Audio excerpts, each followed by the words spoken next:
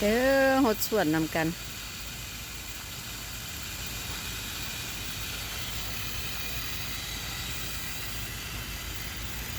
เป็นฝนตกให้มัน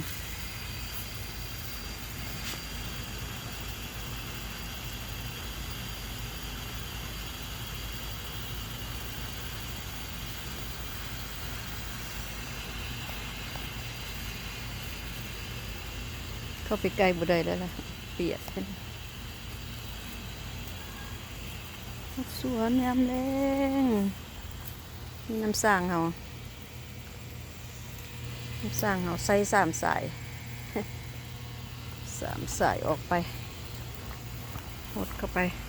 ปลามะเขือพุ่น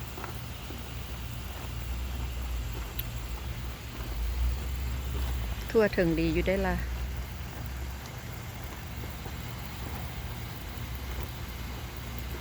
เผ็ดเอาก็ได้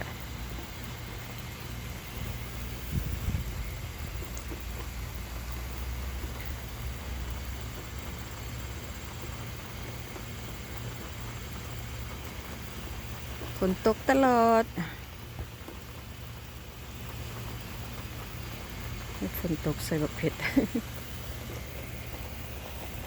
ฝนตกใส่